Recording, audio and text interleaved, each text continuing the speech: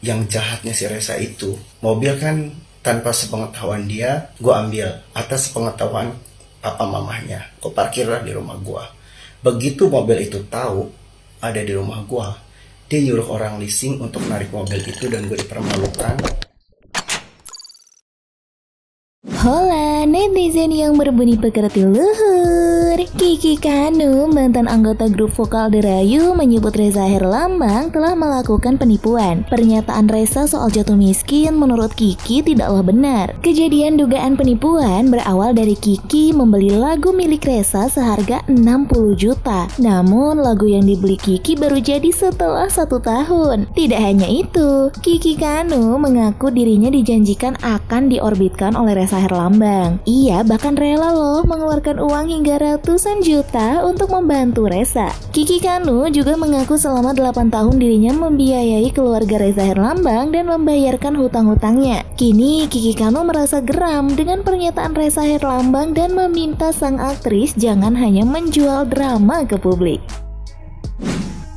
Ya jelas lah milih jalan sesat, nipuin orang, nipuin calon-calon penyanyi baru. Sampai karena gini, waktu gua mau jadi penyanyi dia, sampai sekarang pun manajer gua si Tini itu jadi manajernya dia sekarang gitu. Tadinya manajer gua si Tini itu. Terus gue dikenalin juga sama si Tini karena waktu itu gue buka perusahaan di Cibubur. Terus waktu gue kenal dia juga, dia udah nipuin beberapa band sama penyanyi cewek Bandung, ditipu juga ratusan juta. Dan itu mamanya almarhum dan si Reza yang minta tolong sama gue untuk nutupin hutang-hutangnya dia itu, karena bilang ntar lo gue jadi penyanyi, lo tutupin dulu nih utang-utang gue ke anak-anak yang mau diorbitin ini, karena anak-anak itu udah mau ngelaporin ke polisi gitu, jadi gue yang nutupin.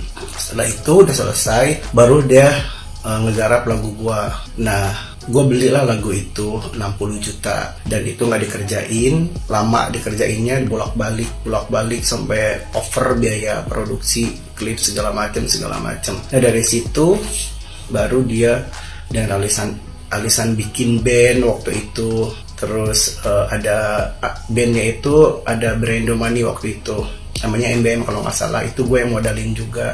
Sampai buka toko handphone di Ambassador, terus dia minta modal juga, terus kabur. Udah pokoknya setiap minta sama gue kabur, karena gue dijanjiin mau diorbitin sama dia gitu. Terus karena tanggung gitu, gimana sih posisi gue waktu itu. Jadi lu jangan bilang nggak ngambil jalan sesat, ya lu ngambil jalan sesat lah, nipuin orang, nipuin calon-calon penyanyi yang mau bikin lagu sama dia dengan dalih biaya promo lah buat keluarganya lah segala macem gini, tapi dipakai sama dia itu buat hura-hura, buat beliin barang orang.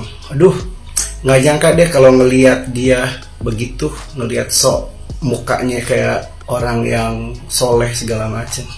Reza dikira kita nggak pada mau speak up karena udah lo kabur-kaburan. Ya alhamdulillah sih ini ada jalan buat nyari lu lagi. Kenapa nggak lapor polisi gitu? Ya udah beberapa kali kan dia laporin polisi. Sama ada malah salah ini gue lagi kontek-kontekan sama satu penyanyi juga yang bikin lagu sama dia, udah panggilan kedua segala macam, udah terakhir kemarin di WA gue pengen dijemput paksa gitu.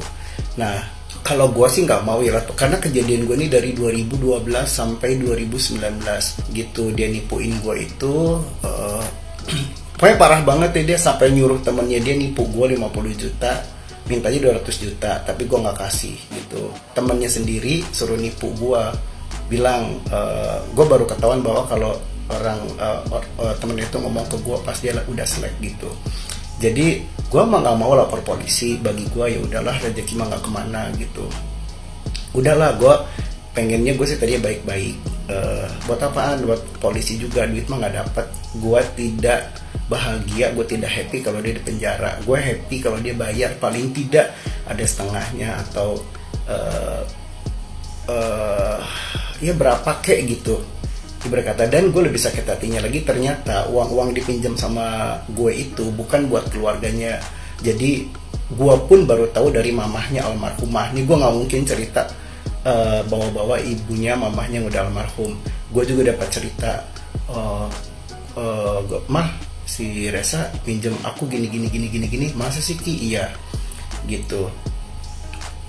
Terus Dan itu gue marah gitu, maksudnya lu pinjam sama gue dengan alasan buat keluarga, tiba-tiba buat hura-hura sama temennya, malah beliin barang orang, iPhone dan lain-lain gitu. Itu gue punya data akurat banget, dan orang yang dibeliinnya itu juga nge-DM ke gue gitu. Jadi ya parah sih kalau kata gue gitu. Ya kalau gue sih, dan itu rata-rata yang gue tahu aja ada 1, 2, 3, 4, 5, ada 6 calon penyanyi yang sama kayak gue kayak gini, beli lagu akhirnya ditipu sama dia. Dan itu ada penyanyi presenter juga cukup terkenal sampai mamanya tuh datang ke gue dan WA-an ke gue.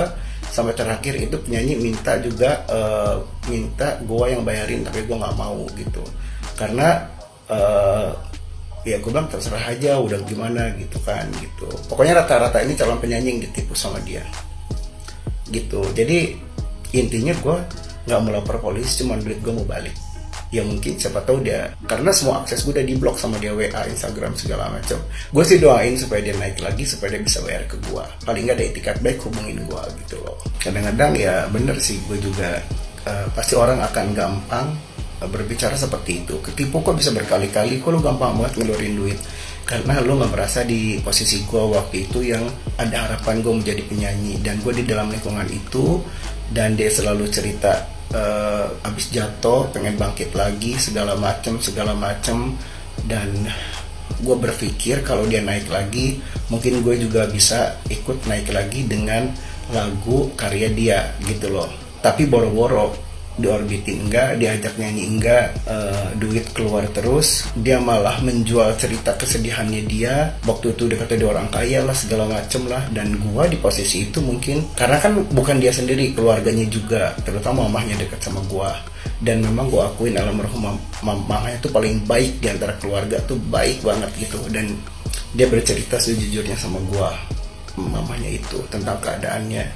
Dan ada beberapa hal yang gak bener juga dari cerita si Reza di podcast itu. Ya gitulah posisinya gue, karena berada di lingkungan keluarganya sampai keluarga besar, karena di dalam manajemennya dia bahwa tutup dulu hutangnya begini biar nanti Reza naik lagi. Kalau Reza naik lagi nanti Kiki bisa diajak ngetop apa gitulah. Gimana ya, susah juga gue bercerita karena lu gak ada di posisi gue gitu saat itu. Dari 2013 sampai 2019, iya sekitar segitu. Sampai dia gadein mobil, terus mamahnya sama papanya minta tolong tebusin 50 juta ke orang partai. Terus yang jahatnya si Reza itu, mobil kan tanpa sepengetahuan dia, gue ambil atas pengetahuan papa mamahnya. Gue parkirlah di rumah gue. Begitu mobil itu tahu ada di rumah gue, dia nyuruh orang leasing untuk narik mobil itu, dan gue dipermalukan sama dia. Malah dia nyuruh dan gue ngeliat catnya debt collector itu suruh narik mobil. Akhirnya dia lepas dari orang yang gade itu, yang orang partai, dan gue yang dapat malunya, dan dia tidak bayar sedetik.